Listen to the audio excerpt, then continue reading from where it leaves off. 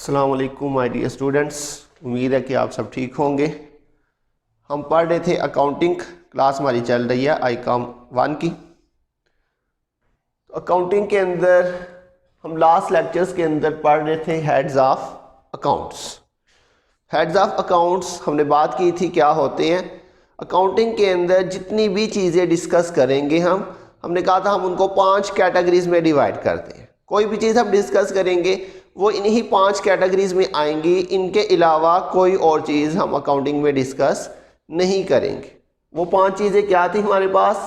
Number 1 पे assets, liabilities, income या इसको हम रेवेन्यू भी कहते हैं, और नंबर 4 पे एक्सपेंसेस और कैपिटल। इसमें से हमने पहली 3 चीज़ें लास्ट लेक्चर के अंदर ऑलरेडी डिस्कस कर ली थी। तो आज हम जो है वो एक्सपेंसेस और कैपिटल को डिस्कस करेंगे, और ये हमने बात की थी वेरी इंपॉर्टेंट टॉपिक है हमारे इस अकाउंटिंग का, क्योंकि हमारी पूरी अकाउंटिंग जो है वो इसी के ऊपर बेस करती है। ये आपको 100% क्लियर होना चाहिए। तो एक्सपेंस क्या होता है? लिखा हुआ cost of obtaining revenue is called expenses. Obtain का मतलब होता है हासिल करना।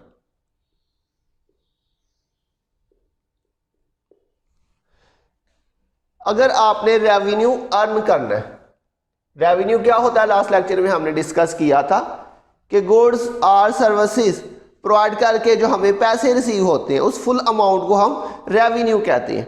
अब हमने जब रेवेन्यू जनरेट करना है, रेवेन्यू हासिल करना है, तो उसके लिए पहले हमें कुछ लगाना पड़ेगा, पहले हमें कुछ स्पेंड करना पड़ेगा। तो वो रेवेन्यू जनरेट करने के लिए जो हम अमाउंट स्पेंड करते हैं, जो हम कॉस्ट लगाते हैं, उस कॉस्ट को हम क्या कहते हैं? एक्सपेंस कहते हैं। तो लिखा हुआ है cost of obtaining revenue. Revenue हासिल करने के लिए जो हम कॉस्ट लगाएंगे उसको हम क्या कहेंगे? एक्सपेंस कहेंगे। जैसे कि यहाँ पे कुछ एग्जाम्पल्स लिखी हुई हैं। नंबर 1 पे लिखा हुआ है इंटरेस्ट पेड। बिल्कुल सिंपल है, बिजनेस के अंदर हमें पैसों की ज़रूरत है। तो अगर हमारे पास पैसों की कमी हो तो हम किसी बैंक वगैरह से लोन वगैरह ले सकते हैं।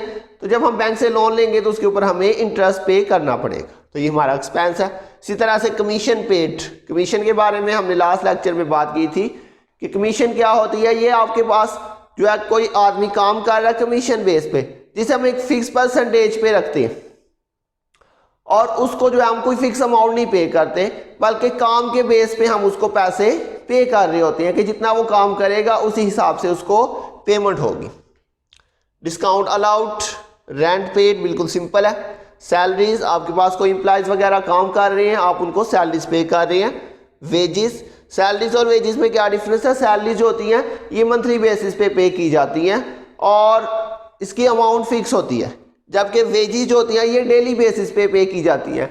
जितने दिन कोई काम करेगा उसको उतने दिनों के पैसे मिलेंगे। उसके बाद है नेक्स्ट नंबर 7 पे ट्रांसपोर्टेशन। ट्रांसपोर्टेशन होता है बस वगैरह का किराया, या कोई ट्रक वगैरह का किराया, या कोई हम गाड़ी वगैरह कराते हैं जिसके अंदर हम एक शहर से दूसरे शहर अपना सामान वगैरह जो है वो मूव करते हैं।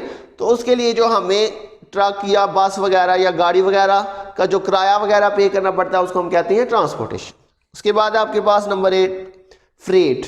फ्रेट होता है हवाई जहाज़ का या समुद्री जहाज़ का जो किराया होता है उसे हम फ्रेट कहते हैं। अगर आपने एक मुल्क से दूसरे मुल्क चीज़ें ट्रांसफ़र करनी है, मूव करनी है, तो उसके लिए हम हवाई जहाज़ का या समुद्री जहाज़ का इस्तेमाल करते हैं, तो उसका जो हमें किराया वगैरह पे करना पड़ता है। कैरिज भी किराए को ही कहते हैं, लेकिन ये चांद गाड़ी वगैरह, रक्षा वगैरह जो होता है उसका जो किराया होता है उसको हम कैरिज कहते हैं। तो ये तीनों किराया है, ट्रांसपोर्टेशन, फ्रेट, कैरिज। लेकिन तीनों में क्या डिफरेंस है? ये ट्रक वगैरह का किराया, ये हवाई जहाज़ और समुद्री जहाज़ का किराया, और ये कैरिज जो है ये चांद गाड़ी का या रक्षे वगैरह का, या जो हम विद इन द सिटी एक जगह से दूसरी जगह चीज़ें ट्रांसफ़र करते हैं उसका जो हम किराया वगैरह पे करते हैं उसे हम क्या कहते हैं? कैरिज।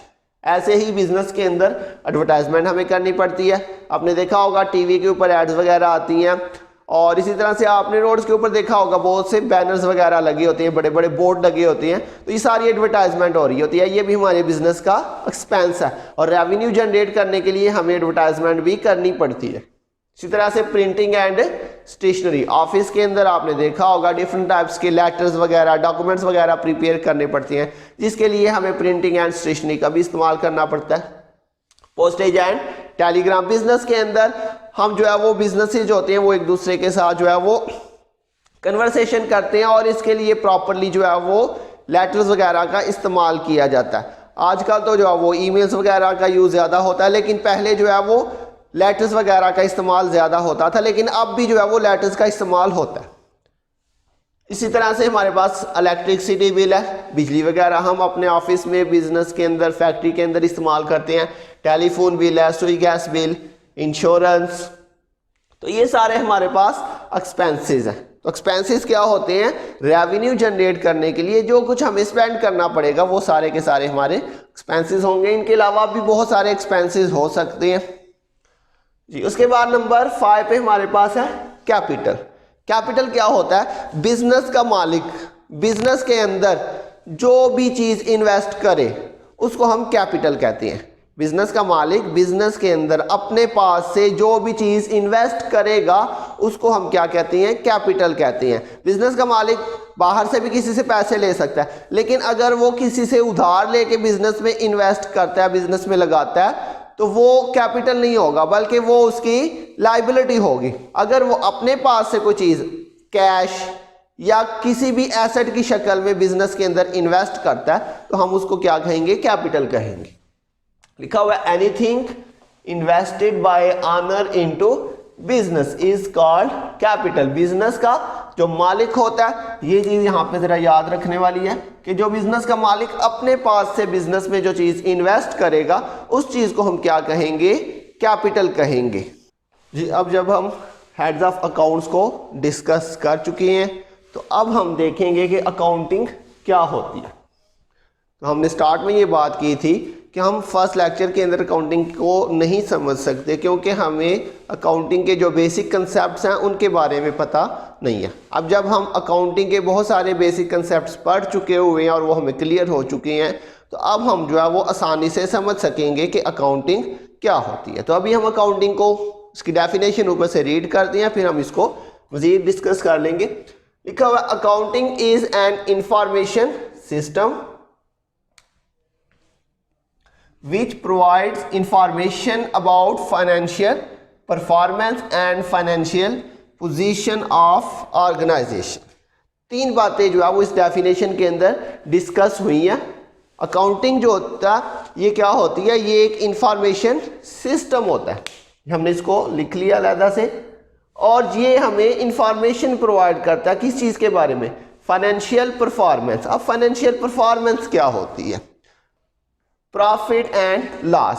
कोई भी ऑर्गेनाइजेशन जो है, हमने जैसे स्टार्ट में बात की थी, कोई भी बिजनेस होता है उसका जो बेसिक पर्पस होता है वो प्रॉफिट अर्निंग होता है। प्रॉफिट कमाने के लिए वो काम कर रहा होता है, लेकिन प्रॉफिट के साथ साथ लॉस भी हो सकता है। तो अकाउंटिंग जो है वो एक इंफॉर्मेशन सिस्टम होता है जो कि हमें इंफॉर्मेशन प्रोवाइड कर रहा होता है किस चीज़ के बारे में?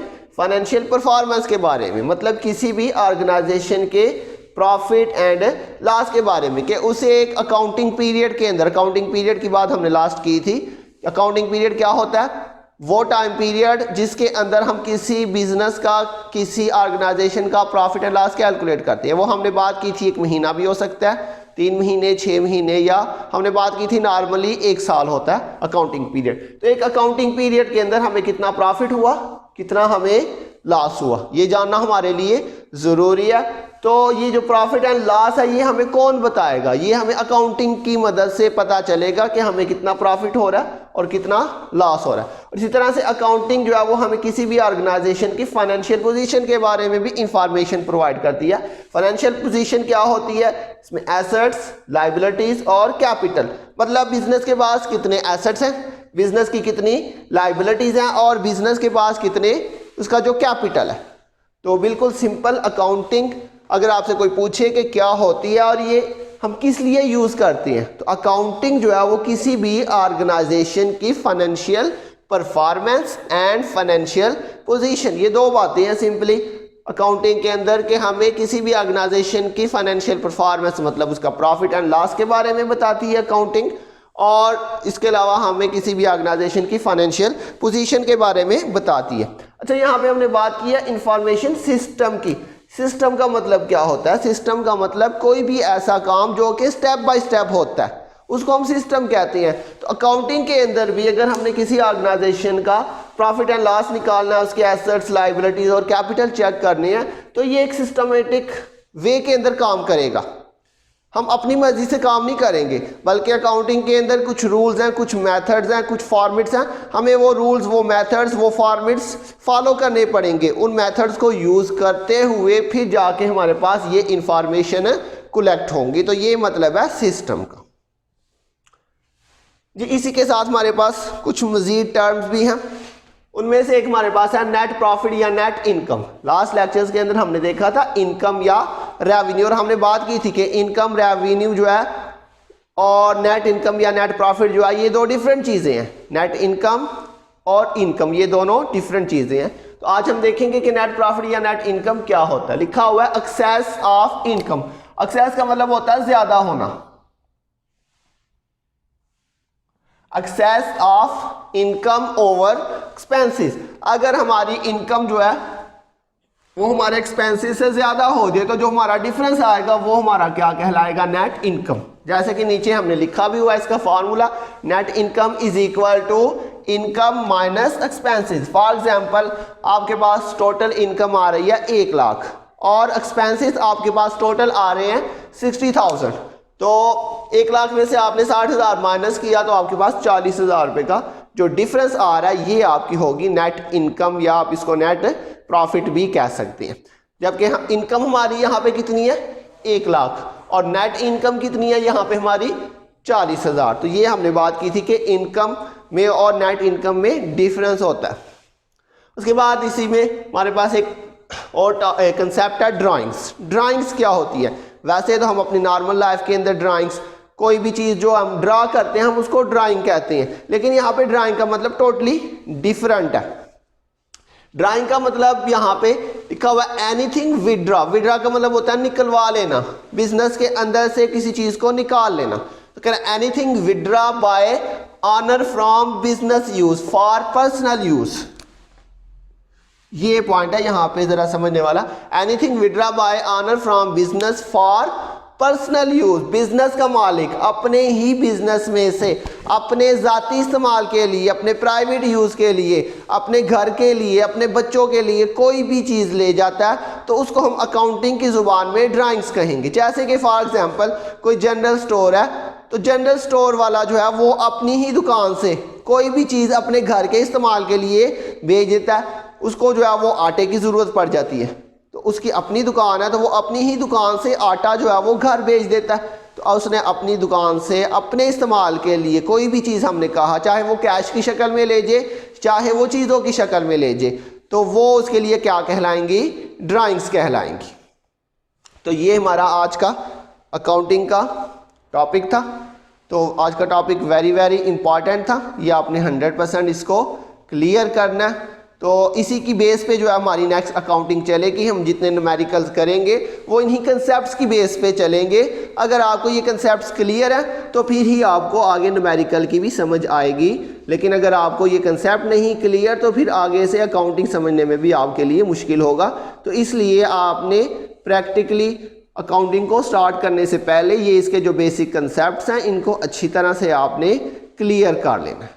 तो इंशाल्लाह बहुत जल्द मिलेंगे नेक्स्ट लेक्चर के साथ। तब तक के लिए अपना ध्यान रखिएगा। अल्लाह हाफिज़।